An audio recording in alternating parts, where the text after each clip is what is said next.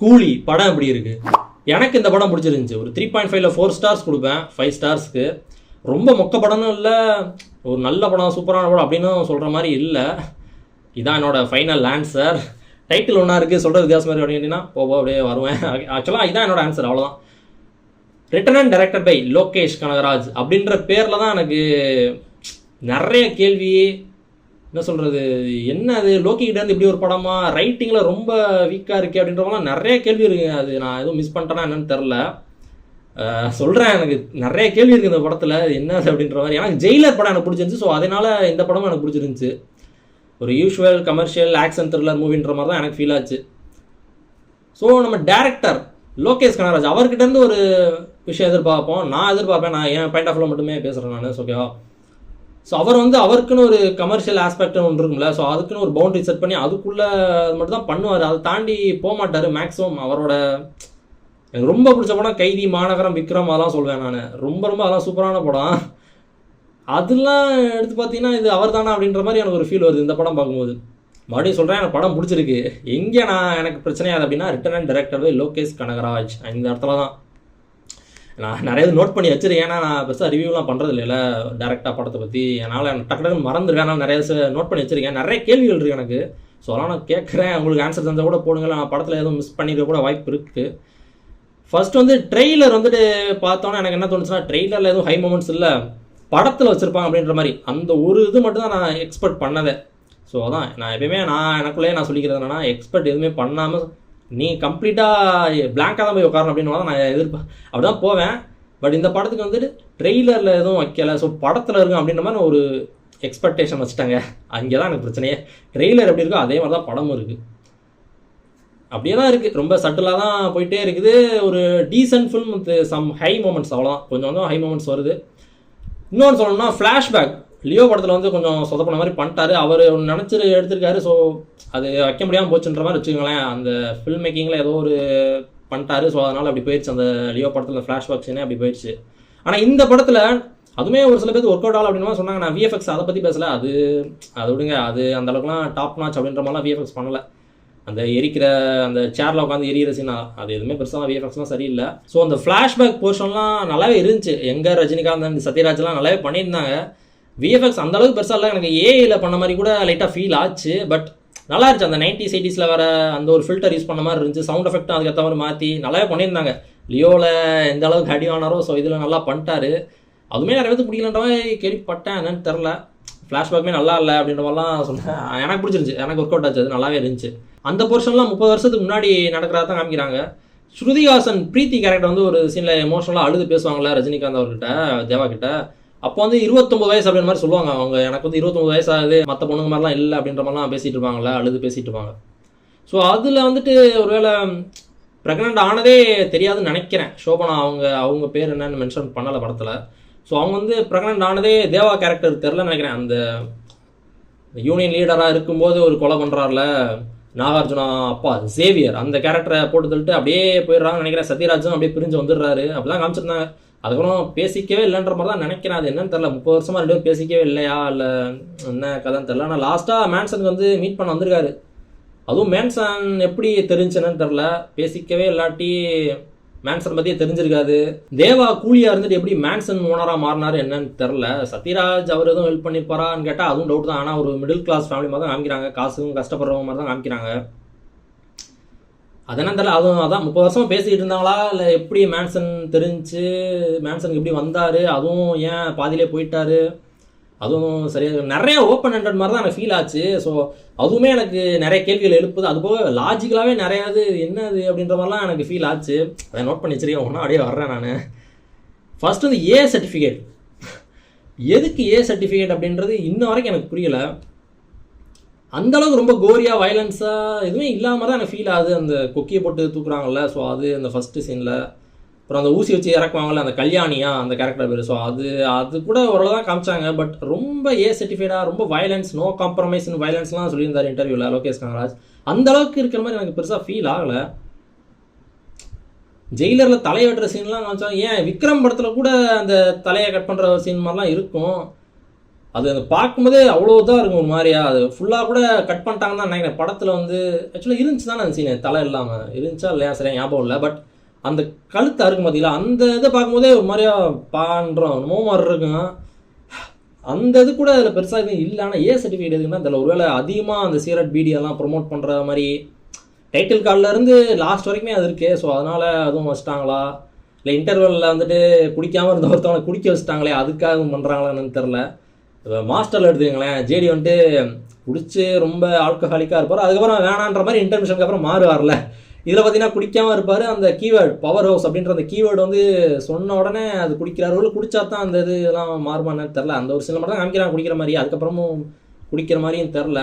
ஆனால் அவர் குடிச்சதுக்கப்புறம் தான் ரொம்ப ஆக்ரோஷமாக. ஆக்சுவலாக அந்த சீன் எனக்கு ரொம்ப பிடிச்சிருச்சு. அந்த இன்டர்மிஷனில் கேட்பார்ல ஒரு டைலாக்லாம் வச்சு, என்ன யார் ஐ மீன் யாருக்காச்சும் தெரியுமா அப்படின்ற மாதிரி ஒரு டைலாக் கேட்பார்ல, ராஜசேகர் என்ன காதில் சொன்னான் அப்படின்ற மாதிரி, தயால் காதில் என்ன சொன்னான் அப்படின்ற மாதிரி. அந்த சீனம் என்னமோ சம்பவம் நடக்க போகுது. ஏன்னா அவர் ரொம்ப ஆக்ரோஷமாக வாய்ஸ்லாம் ரொம்ப கோவத்தில் கேட்பார்.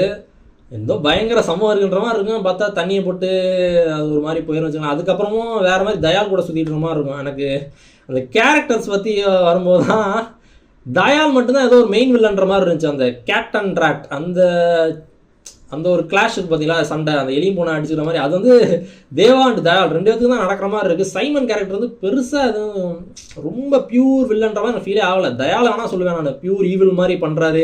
அப்புறம் அந்த கல்யாணி அது ஒரு ட்விஸ்ட் வச்சாங்க, அதுவும் நல்லா தான் இருந்துச்சு. ஏன்னா நம்புற மாதிரி தான் பண்ணி அந்த கேரக்டரை பண்ணியிருந்தாங்க.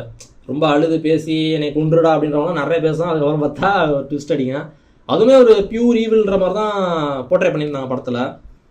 ஏன்னா சைமன் அந்த அளவுக்கு ரொம்ப ஈவிலாக எதுவுமே பண்ண மாதிரி எனக்கு ஃபீல் ஆகலை.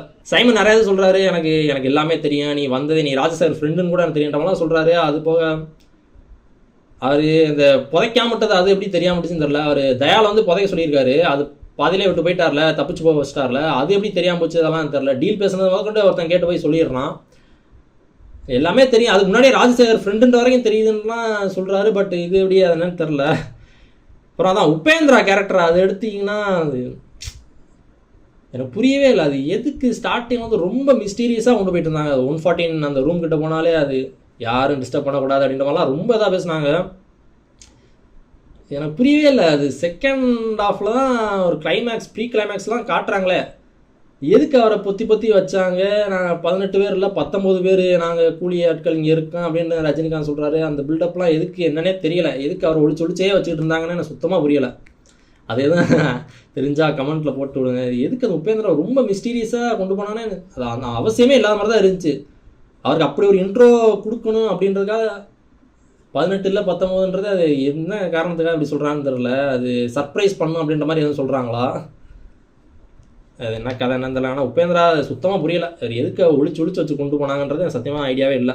ஆமீர் கான் கேரக்டர் தாகா அது எதுக்குன்னே தெரில. அது இப்போ ரோலெக்ஸ் அந்த கேரக்டர் பார்த்தீங்கன்னா அது அடுத்தடுத்து கண்டினியூ ஆக போகுது. ஸோ அந்த யூனிவர்ஸ்குள்ளே அதனால ரொம்ப அந்த கேரக்டருமே ரொம்ப வயலண்ட்டாக அந்த மாதிரி தான் காமிச்சிருப்பாங்க. இந்த கேரக்டர் பெருசாக ஒரு இம்பேக்டே இல்லை படத்தில். அது அந்த படத்துலையுமே விக்ரம் படத்தில் கூட ரோலெக்ஸ்ன்ற பேரை மென்ஷன் பண்ணிட்டே தான் வருவாங்க. அதே மாதிரி தான் இதுலேயும் தாகாதான்னு சொல்லிட்டே வராங்க. இவர் லோகேஷ் வேறு படம் ஃபுல்லாக தான் இருப்பார், அதனால் கேமியோ மாதிரி ஃபீல் ஆகுதுன்னு தான் சொல்லியிருந்தார். பட் அதெல்லாம் ஃபீல் ஆகலை. படம் முழுக்கலாம் தெரில. அவர் லாஸ்ட்டாக தான் வர்றாரு, அது எதுக்கு வராருன்னே தெரில. பெருசாக வந்து பேசுறாரு, ரைட் ஹேண்டாக இருக்க முடியுமான்ற மாதிரி கேட்குறாரு.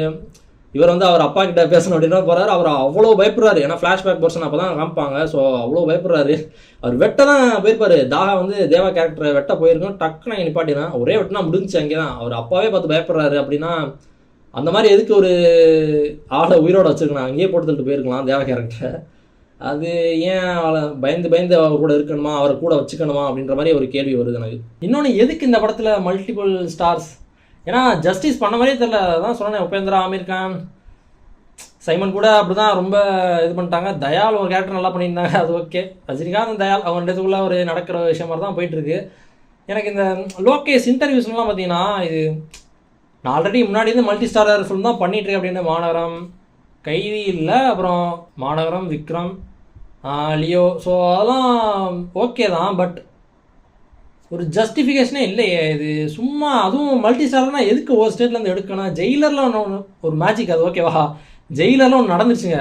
அதான் சொன்னேன், ஜெயிலர் படம் எனக்கு பிடிச்சிருந்துச்சி. ஸோ நல்லா தான் பண்ணியிருந்தாங்க. அது அந்த அளவுக்கு ஒவ்வொரு கேரக்டருக்கும் டெப்த்தாக போய் எதுவும் கொடுக்கலனாலும் அது ஒர்க் அவுட் ஆயிடுச்சுன்னு வச்சுக்கோங்களேன். ஸோ அது ஒரு படம், அது நல்லா ஒர்க் அவுட் ஆயிடுச்சு.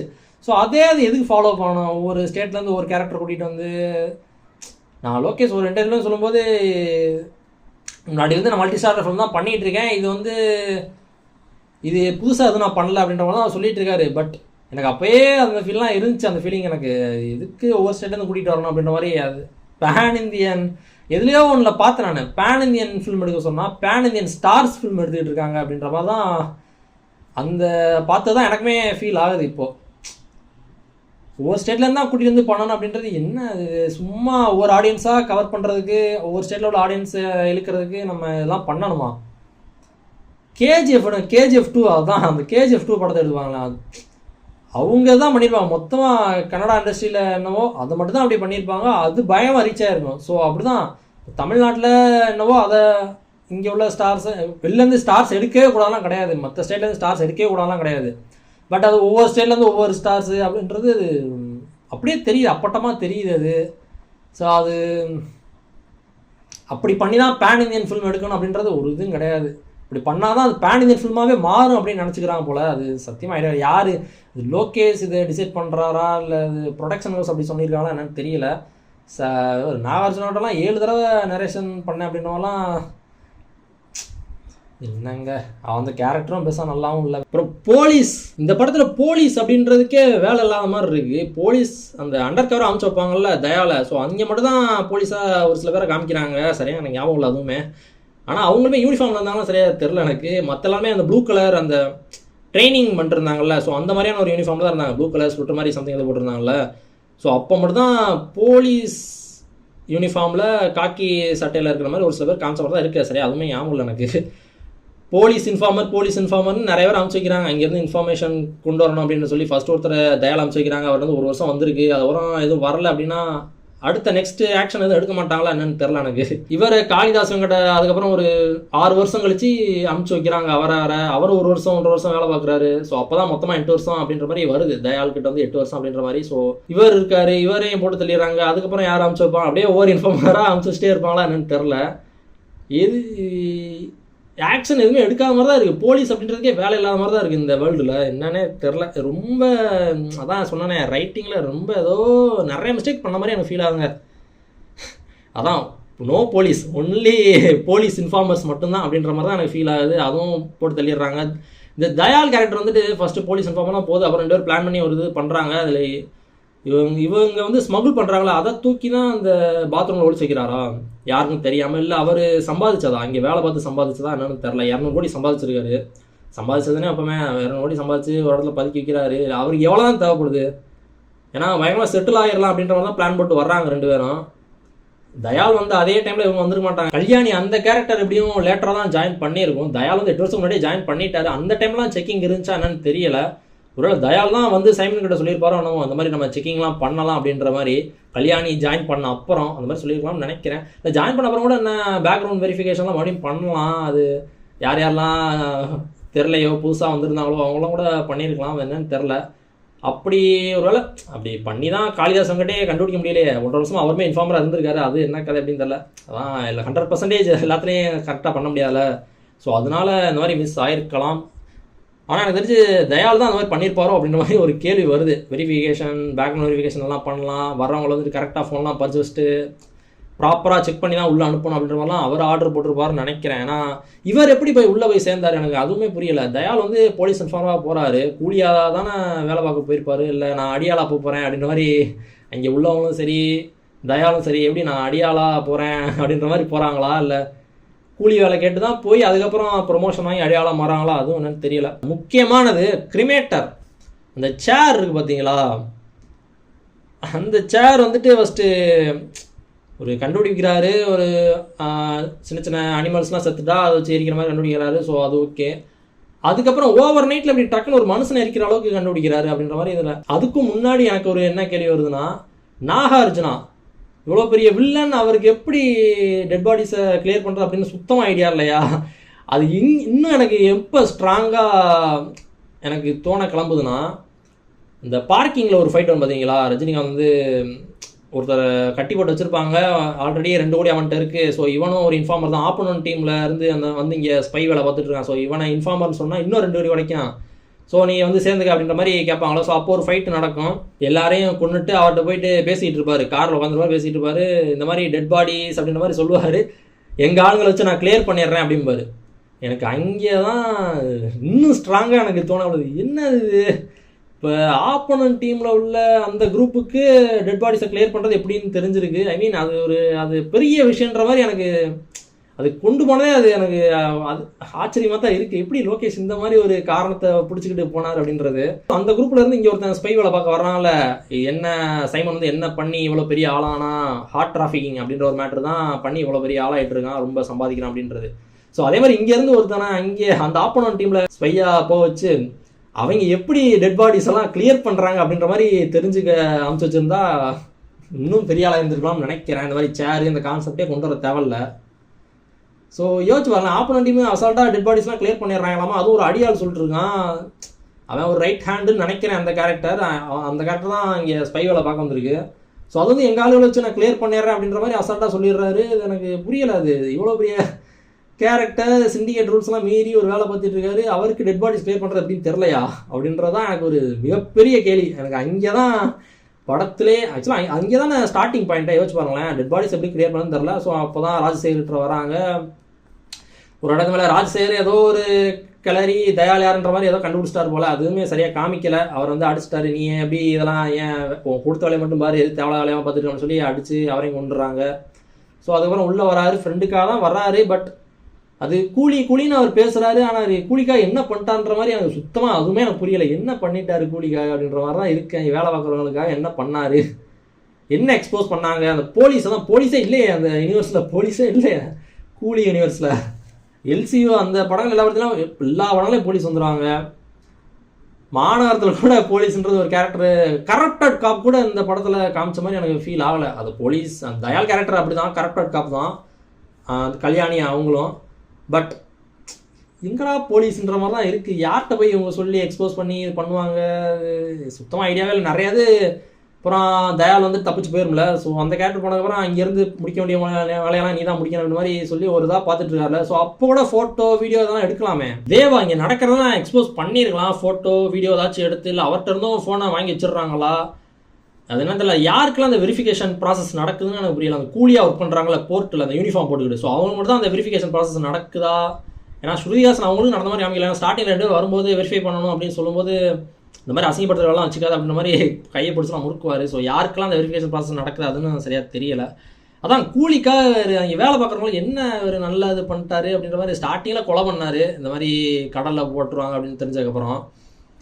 ஸோ அவங்களையும் மேன்சனுக்குள்ளே பொத்தி வச்சுருக்காரு எல்லாத்தையும். அதில் உபேந்திரா கேரக்டரை ரொம்ப மிஸ்டீரியஸாக வச்சுருக்காரு. அது என்ன அதுவுமே புரியலை, ஏன் அப்படி பண்ணாங்க அப்படின்ட்டு. சிக்கிட்டு அந்த எனக்கு சாங் பெருசாக எனக்கு பெருசாக அந்த சாங்கே பிடிக்காது. நான் சாங் ரியாக்ஷன் வீடியோவிலே நான் சொல்லியிருப்பேன், அந்தளவுக்கு எனக்கு பெருசாக பிடிக்கல அப்படின்ற மாதிரி தான். நான் என்ன நினச்சேன்னா விக்ரமில் வர மாதிரி கொஞ்சம் பாதியிலே கட் பண்ணிடுவாங்க, சாங் ஸ்டோரிக்குள்ளே போயிடுவாங்க டப்புன்னு அப்படின்ற மாதிரி நினச்சா. பார்த்தா அது ஃபுல் சாங் வந்துட்டு இருக்கு. அந்த இதை தட்டி விட்டதுக்கப்புறம் அந்த மொத்த சரக்கையும் ஊற்றி தட்டி விடுவார. ஸோ அதுக்கப்புறம் ஸோ அங்கேயாச்சும் கட் பண்ணியிருப்பாங்களான்னு நினச்சேன். கண்டினியூ ஆகிட்டே தான் இருந்துச்சு. அது அந்த சாங் எனக்கு அந்தளவுக்கு இந்த இன்ட்ரோ சாங்கு ரொம்ப மாசு பில்டப்பு. ரஜினிகாந்த் அவரை காமிக்கும் போது கூட ரொம்ப பில்டப்பாக காமிச்சிட்டு இருந்தேன். அது லோக்கியா அது அப்படின்ற மாதிரி தான் இருந்துச்சு. இது லோக்கி ஸ்டைலே இல்லை. நான் லோக்கி ஸ்டைல் ஆஃப் ஃபில்ம் மேக்கிங்கிறது எனக்கு ரொம்ப பிடிக்கும், அவரோட ஃபில்ம் மேக்கிங் ஸ்டைலே ரொம்ப பிடிக்கும். ஸோ அதுக்காக தான் அந்த ஒரு பேர் இல்லைன்னா வச்சுக்கங்களேன். அதான் ஸ்டார்டிங்லேயே சொன்னல என்னோட ஆன்சர் என்னென்னு. ஸோ அதான் எனக்கு படம் பிடிச்சிருக்கு, அவ்வளோதான். லோக்கி படம்ன்ற மாதிரி நான் பார்க்கல, சும்மா ஒரு நார்மல் யூஸ்வல் கமர்ஷியல் படம் அப்படின்ற மாதிரி தான் நான் பார்த்தேன். ஸோ அதனால் எனக்கு பிடிச்சிருந்துச்சு. இது இங்கே லோக்கின்னு உள்ளே வரும்போது தான் அப்படி இருக்கு எனக்கு, ஏன்டா அப்படி பண்ணீங்கன்ற மாதிரி பார்க்கலாம். அது வர இதை நிறைய நோட் பண்ணி வச்சுருக்கேன், அதை ஒன்றா பார்த்து டக்குன்னு ஞாபகப்படுத்தி சொல்லிகிட்டு இருக்கேன். பிரீத்தி கேரக்டர் அதான், அந்த கேரக்டர் எதுக்கு தேவா மேலே கோவமாக இருந்துச்சு, ராஜசேகர் என்ன சொல்லி வச்சுருந்தாரு அது என்னன்னு தெரியல. ஆக்சுவலாக ராஜசேகர் அந்த ஒரு சில விஷயங்கள்லாம் நல்லா கனெக்ட் பண்ணியிருந்தாங்க, அது நான் பிடிச்சிருச்சு எனக்கு. இந்த உயிர் நாடி நம்மளே சாங்கில் வந்துட்டு இந்த கேஸ் லீக் அப்படின்லாம் ஒரு விஷயம் வரும் பார்த்தீங்களா, அதுக்கு ஒரு மிஷின்லாம் இன்வென்ட் பண்ணி வச்சுட்டு இருப்பார். கேஸ் வந்து லீக் ஆகும்போது அது சிக்னல் கொடுத்துரும் அப்படின்ற மாதிரி. ஸோ அது எதுக்கான லேட்டராக ரிவீல் பண்ணியிருப்பாங்க ஸ்ருதிஹாசன் பேசும்போது. இந்த மாதிரி அம்மாவும் அத்தையும் வந்து கேஸ் வெடிச்சு தான் செத்துட்டா சொல்லியிருப்பாங்கல்ல. ஸோ அதெல்லாம் நல்லா கனெக்ட் பண்ணியிருப்பாங்க.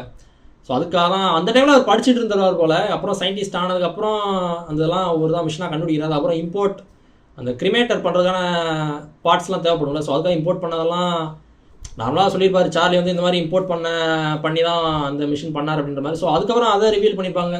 கஸ்டம்ஸில் ஒர்க் பண்ணியிருப்பார்ல சைமனோட பையன், அவர் பேர் என்ன, அர்ஜுனா, அவர் பேர் சரியா ஞாபகம் எனக்கு. ஸோ அவர் ஒர்க் அந்த மாதிரி ரிவீல் பண்ணியிருப்பாங்க. ஸோ அதெல்லாம் இப்படி கனெக்ஷன்லாம் நல்லா தான் இருந்துச்சு. மேஜராக ஒரு விஷயம் எனக்கு லாஜிக்கலாக மிஸ்டேக்ன்றவன் எனக்கு இன்னொன்று விஷயம் எனக்கு இங்கே ஃபீல் ஆச்சுன்னா, ராஜசேகர் செத்ததுக்கப்புறம் எப்படி செத்தார், நான் பள்ளி வாங்க போகிற மாதிரி தேவா கிளம்பியிருப்பார். ஸோ அப்போ வந்து சார்லியை மீட் பண்ணி பேசுவார். ஸோ அப்போ சார்லி வந்து லேபுக்கு கூட்டிகிட்டு போய் காட்டுவார்ல, அந்த லேப் தானே தயாலும் கூட்டிகிட்டு வருவார். இந்த மாதிரி மிஷின் ஆப்ரேட் பண்ண அப்படின்னு சொல்லி கூட்டிகிட்டு வரல, அதே லேப் தானே, அது சேம் லேப் தானே. இது எப்படி அசால்ட்டாக சார்லி வந்து கூட்டிகிட்டு போகிறாரு? அது என்ன இந்த செக்யூரிட்டி யாருமே இல்லை, ராஜசேகர் செத்துட்டாரு, ஓகே, யாருமே அந்த அதில் ஒர்க் பண்ணுறதுக்கு ஆள் இல்லை. பட் யார் வேணால் உள்ளே போய் பார்க்கலாம் அப்படின்ற மாதிரி இருந்துச்சுன்னா தெரிஞ்சிடாதா டக்குன்னு இது என்ன இந்த மாதிரி லேப் என்னமோ மிஷின்ஸ்லாம் இருக்குது, சேர் இருக்குது, நிறைய வயர்ஸ் கனெக்ஷன் என்னமோ இருக்குது அப்படின்ற மாதிரி ஆசிட் கூட அந்த இடத்துல இருக்கிற மாதிரிலாம் இருக்கும் பச்சை கலரில். டக்குன்னு யாரும் உள்ளே போய் இந்த மாதிரி போலீஸ் பார்த்து பெரிய கேஸ் ஆகிருக்குமே அதெல்லாம். அது எப்படி அசால்ட்டாக அவங்க உள்ளே போகிறாங்க? யார் எந்த ஒரு கார்டுமே இல்லை. ராஜசேகர் இப்போ தான் செத்தார், ஓகே, இப்போ தான் செத்தார், அதுவும் ரொம்ப வருஷங்களாக செத்து ரொம்ப அபேண்டன்டாக கைவிடப்பட்ட இடம்ன்ற மாதிரி அந்த இடம் இல்லை, இப்போ தான் செத்துருக்காரு. அதுக்குள்ளே எப்படி அசால்ட்டாக உள்ளே போகிறாங்க? அதுவுமே எனக்கு சுத்தமாக புரியலை. அதே லேபுக்கு தான் அவங்க கூட்டிகிட்டு வராங்க. எனக்கு அதை மட்டும் கிளியர் பண்ணுங்களேன், எனக்கு அது ஒரு டவுட்டாக இருக்குது. அதே லேபுக்கு தான் தயாலும் கூட்டிகிட்டு வராரு, வச்சு இதை எரிச்சு கொடு, பணத்தை எரிச்சு கொடு அப்படின்ற மாதிரி ஆப்ரேட் பண்ண சொல்கிறாரு. என்ன அது? அதுவுமே ரொம்ப ஃபஸ்ட்டு ஊசிலாம் இறக்குறாங்க. அந்த கிரிமேட்டர் பார்த்தீங்கன்னா ஸ்டாட்டிக்காக ஒரே இடத்துல ஒரு லேபில் வச்சு பண்ணுற மாதிரி இருக்குது. அதுக்கப்புறம் அப்கிரேட்லாம் பண்ணி டிரான்ஸ்போர்ட் பண்ணுற மாதிரி பண்ணி அந்த அந்த ஒரு லாரி இருக்கும் பார்த்தீங்களா, கண்டெய்னர் லாரி, அதில் வச்சு கொண்டு போகிறாங்க. ஈஸியாக டிரான்ஸ்போர்ட் பண்ணிக்கலாம், எங்கே வேணாலும் கொண்டு போய்க்கலாம் அப்படின்ற மாதிரி. அது அசால்ட்டாக டக்குன்னு ஒரு லிவரை பிடிச்சி தானே எரியுது. அது அந்த ஊசி அதெல்லாம் அந்த மேட்டர்லாம் என்னன்னு தெரில. இந்த கல்யாணி டப்புன்னு சார்லி வந்து கொலை பண்ணுவாங்களா? ஆக்சுவலாக சார்லி கேரக்டர் வந்துட்டு ரொம்ப இதாகிட்டாங்க மாதிரி இருக்குது. மாநகரத்தில் அப்பா பயங்கரம் பண்ணிப்பாங்க. ஓகே, அதில் ஸ்பேஸ் இல்லை, அந்த கேரக்டர் அப்படி தான்ற மாதிரி வச்சுக்கோங்களேன். பட் அசால்ட்டாக கூட்டிகிட்டு போகுங்க லேபு, இதான் அந்த லேபு, இந்த லேபு தான் அவங்க தான் செட் பண்ணி கொடுத்தாங்க அப்படின்னு. இல்லை, அது லேபே ஒரு மாடல் தானா, ப்ரோட்டோடைப் தானா, எப்படி இருக்கணும் அப்படின்ற மாதிரி யோசிச்சு பண்ணதா? ராஜசேகரோட இடத்துல வச்சு அவருக்கு சொந்தமான லேண்டில் கூட்டிகிட்டு வச்சு அந்த மாதிரி ஒரு மாடல் மாதிரி ஃபஸ்ட்டு ரெடி பண்ணிக்கலாம் அப்படின்ற மாதிரி கூட்டிச்சு பண்ணாங்களே, அதனால தான் யாரும் அங்கே உள்ளே போகலையா? ஸோ அதனால் சார்லி மட்டும் அசால்ட்டாக கூட்டிகிட்டு போய் காமிச்சாரா? அது என்னன்னு தெரில. சேம் லேபாக இருந்துச்சுன்னா எனக்கு மிகப்பெரிய அது மிஸ்டேக்ன்ற மாதிரி தான் எனக்கு ஃபீல் ஆகுது. அது நாகார்ஜுனா எப்படி டெட் பாடியை கிளியர் பண்ண முடியல, பட் ஆப்போனன்ட் டீம்லாம் பண்ண முடியுது அசால்ட்டாக. அதுவும் ஒரு அடியால் பண்ணிட்டு போகிறான், நான் எங்கள் ஆளுங்களை வச்சு கிளியர் பண்ணிடுறேன் அப்படின்னு சொல்கிறான். அப்புறம் ராஜசேகர் வந்து நைட்டில் வந்து கூட்டிகிட்டு போகிறாங்களா, அப்போ வந்துட்டு இந்த மாதிரி கிரிமேஷன் சேர் வந்து எனக்கு வேணும் அப்படின்னா, இல்லை அது அனிமல்ஸ் மட்டும் தான் யூஸ் பண்ணுறது, அதை வச்சு தான் அதை மட்டும் தான் எரிக்க முடியாத மாதிரி சொல்லியிருப்பாரு. அப்புறம் ஓவர் நைட்லேயே டக்குன்னு அப்கிரேட் பண்ணி மனுஷனே எரிக்க வச்சிருவாரு. டக்கு ஓவர் நைட்டில் அசால்ட்டாக அப்படி பண்ணிட்டு போயிடுவார். அதில் வந்து பிரீத்தியை ஏன் இன்வால்வ் பண்ணார் அப்படின்ற மாதிரி ஒரு கேள்வி இருக்குது. யார் எதுக்கு பொண்ணெல்லாம் இன்வால்வ் பண்ணிக்கிட்டு அவரோட முடிச்சுக்கலாம்ன்ற மாதிரி இருந்துச்சு. ஸோ அவர் அப்படி இன்வால்வ் பண்ணனால தான் லேட்டராக தயால் வந்து கூட்டிகிட்டு வருவார். இந்த மாதிரி ஸ்ருதிகாசன் இருக்காங்க, ஸோ அவங்கள கூட்டிகிட்டு வாங்க அப்படின்னு சொல்லி கூட்டிகிட்டு வர சொல்லுவாங்க. எதுக்கு அப்படி ஒரு அப்பா வந்து பொண்ணை அந்த இதில் இன்வால்வ் பண்ணிடலாம், அவங்க ஹெல்ப் பண்ணுறாங்க, ஓகே. பட் இந்த மாதிரி வில்லன் வந்து ஒரு கூப்பிட்றான், ஒரு கெட்ட ஒருத்தன் கூப்பிட்றான், அந்த மாதிரி வேலை பண்ண சொல்லி அப்படின்னு கூப்பிட்றான் அப்படின்றப்போ அவர் மட்டுமே போயிருக்கலாம். இந்த மாதிரி என்ன டைம் ஆகும்னு சொல்லி கூட கேட்டு கூட ஏதாச்சும் பண்ணிடலாம். ஏன்னா ஓவர் நைட்டில் என்னால் பண்ண முடியாதுன்னு சொல்லி கூட கேட்டுருக்கலாம். இவர் வேணும்னே வலுக்கட்டாயமாக பொண்ணை இன்வால்வ் பண்ணிக்கிட்டு ஓவர் நைட்டில் முடிச்சே ஆகணும் அப்படின்ற மாதிரி அந்த ப்ராஜெக்டை முடிச்சு, அது ஏன் அப்படி பண்ணாங்கன்னு தெரில. அப்படி இழுக்காமட்டு இருந்தாங்கன்னா ஸ்ருதிஹாசன் அதுக்கப்புறம் கூட்டிகிட்டே போயிருக்க மாட்டாங்க, அது ஒன்று. அப்புறம் அந்த தயால் அந்த கட்டி போடுவாங்களே பில்டிங்கில், அது ஏன் அப்படி பண்ணாங்க? வேறு ஏதாச்சும் தூணில் எங்கேயா கட்டி போட்டுருக்கலாம். அவரும் அசால்ட்டாக பைக் கூட்டிகிட்டு வராரு. அந்த அந்த சீன் முழுக்க போலீஸ் எங்கடா போனீன்ற மாதிரி தான் இருக்குது எனக்கு. ரோட்டில் அடிக்கிறாரு, ரயில்வே ஸ்டேஷன் ட்ரெயின்குள்ளே அடிக்கிறாரு, எல்லா இடத்துலையும் அவரோட விரட்டி வந்துகிட்டு இருக்காரு. போலீஸ் எங்கே போனீங்க, போலீஸ் தூங்கிக்கிறதா அப்படின்ற மாதிரி தான் எனக்கு ஃபீல் ஆச்சு. அந்த ஃபோன் அந்த இது பார்த்தீங்களா, மேக்ஸனில் ஒரு ஃபோன் இருக்கு பார்த்தீங்களா, அந்த இது கொஞ்சம் நல்லாவே ட்விஸ்ட்டாக நல்லா பண்ணியிருந்தாங்க. நான் நினச்சிட்டு இருந்தேன்னா தேவா அடிக்கடி அவரோட பர்சனல் நம்பரை அந்த ஃபோன் அடிக்கடி யூஸ் பண்ணிட்டு இருப்பாருன்னு நினச்சேன். பார்த்தா அந்த ஒரே ஒரு கால்க்காக தான் வெயிட் பண்ணுற மாதிரி காமிச்சிருப்பாங்க. ஏன்னா அந்த பயங்கரமாக ஒரு ஃபைட் நடந்துகிட்டு இருக்கு. ஆக்சுவலாக ஃபைட்டுன்னு வரும்போது தான் ஓவராலாகவே எனக்கு ஃபைட் ரொம்ப ஒரு டவுன் கிரேட் மாதிரி தான் இருந்துச்சு. எனக்கு அப்படி தான் ஃபீல் ஆச்சு. ரொம்பலாம் இல்லைன்ற மாதிரி தான் இருந்துச்சு. கொரியோகிராஃபி இன்னுமே நல்லா பண்ணிடலாமோ, அன்பரிவ் மாஸ்டர்ஸ் நல்லா பண்ணிடலாமா. ஏன்னா ரஜினிகாந்த் அவருக்கு ஏற்ற மாதிரி பண்ணணும்னு நினச்சி கொஞ்சம் டவுன் கிரேட் பண்ணிட்டாங்களா, அதுவும் தெரில. ஸோ அதான் பயங்கரமாக ஒரு ஃபைட் சீக்வன்ஸ் நடந்துட்டு இருக்கும்போது ரிசப்ஷனிஸ்டாக இருப்பார்ல, சுப்பிரமணியம் படத்தில் வச்சிருப்பார்ல, அவர் வந்துட்டு அண்ணா அந்த ஃபோன் அடிக்குது அப்படின்ற மாதிரி தான் கத்துவார். அண்ணா அந்த ஃபோன் அடிக்குது அப்படின்ற மாதிரி. ஸோ அப்போனா அந்த ஒரே ஒரு காலுக்காக தான் வெயிட் பண்ணுறதுங்க. இதுக்கு முன்னாடி அந்த ஃபோன் காலே எதுவும் வந்ததில்லை தானே. அப்படின்னா அந்த நம்பர் இப்படி ராஜசேகருக்கு கிடச்சி ஸ்ருதிஹாசன் கிட்ட பிரீத்தி கிட்ட எப்படி சொன்னாங்க, அது என்ன தெரியல. ஒரு 30 வருஷம் இடையில அப்பப்போ பேசிட்டு தான் இருந்திருக்காங்களோ. ஏன்னா மேன்சன் வேற போயிருக்காரு, அப்பப்போ அந்த லேண்ட்லைன் நம்பர் வாங்கிட்டு வந்திருப்பாரோ என்ன. எனக்கு இப்போ தான் அந்த டவுட் வருது. ஒருவேளை ராஜசேகர் இடையிலே நிறைய மீட் பண்ணி பேசிட்டு இருந்திருப்பாருன்னு தான் நினைக்கிறேன். ஆனால் அந்த மாதிரி எந்த ஒரு சீக்வன்ஸும் இல்லை. அது அந்த சீக்வன்ஸ் காமிக்காட்ட கூட அந்த மாதிரி அறிகுறி கூட இல்லாத மாதிரி தான் இருந்துச்சு. 30 வருஷத்துக்கு முன்னாடி தான் பேசினாங்களே, அதுக்கப்புறம் பேசவே இல்லை. அதுவரை இப்போ தான் செத்ததுக்கப்புறம் தான் தெரியுது, ராஜசேகர் செத்ததுக்கப்புறம் தான் தேவாவுக்கே தெரியுதுன்ற மாதிரி தான் காமிச்ச மாதிரி இருந்துச்சு. இடையில மீட் பண்ணியிருக்காங்களா பண்ணலையா அப்படின்றது ரொம்ப ஒரு கேள்விக்குறியாக விட்ட மாதிரி தான் இருந்துச்சு. பட் அந்த மேன்சன் நம்பர் தெரிஞ்சிருக்கு அப்படின்னா ராஜசேகர் கண்டிப்பாக மீட் பண்ணி பேசியிருப்பார் தான் நினைக்கிறேன். அதுபோல் யாருமே கால் பண்ணலன்றது எனக்கு இன்னும் டவுட் ஆகுது. ஏன்னா ராஜசேகர் ஒருவேளை சொல்லி வச்சுட்டாரா, இந்த மாதிரி ஒரு லேண்ட்லைன் வாங்கி வச்சுரு, ஃபோன் வாங்கி வச்சுரு, ஸோ அந்த நம்பர் என்கிட்ட கூட. நான் ஆக்சுவலாக எனக்கு புரியலையே அது எப்படி, என்ன மாதிரி சீன் அதுன்னு. இப்போ எனக்கு அந்த டவுட் இப்போ வருது எனக்கு. ஏன்னா ஒரே ஒரு கால் தான் வருது, அந்த ஃபைட் சீக்வன்ஸ் அவ்வளோ ஒரு இத்தனை பேர்த்துக்கிட்ட ஃபைட் பண்ணிகிட்டு இருக்காரு. ஸோ அப்போ வந்துட்டு அந்த ஃபோன் அடிக்குது அப்படின்னு சொல்லி அவர் கத்துறாரு. அப்போனா அந்த ஃபோன் கால் தான் வெயிட் பண்ணிட்டுருந்துருக்காங்க. அந்த நம்பர் வந்து இப்போ அவர் முன்னாடியே தெரியுமா இந்த மாதிரி இந்த ஃபோன் கால் வந்துச்சுன்னா முக்கியமானதாக இருக்குன்னு நினச்சி சில டவுட்டாக இருக்குங்க, ரொம்ப குழப்பமாக இருக்குங்க. அந்த ஃபோன் காலில் யார் பேசுகிறாங்களோ அவங்க பொண்ணு தான் பேசுவாங்கன்றது, கூலி நம்பர் சொல்லுவாங்கன்றது சார்லி சொல்லுவார். அதுக்கப்புறம் ஃபோன் கால் பண்ணி கூலி நம்பர் யார் சொல்கிறாங்களோ அவங்க தான் பொண்ணு அப்படின்ற மாதிரி சொல்லியிருப்பார்.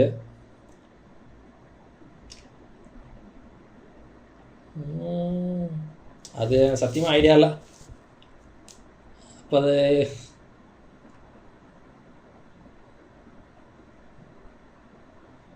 எதுக்கு அப்போ அதுக்கு முன்னாடி வரைக்கும் அந்த ஃபோன் இருந்துச்சு, யார்கிட்ட இருந்து ஃபோன் வரணும்னு எதிர்பார்த்தாரு என்னன்னு தெரியலையே.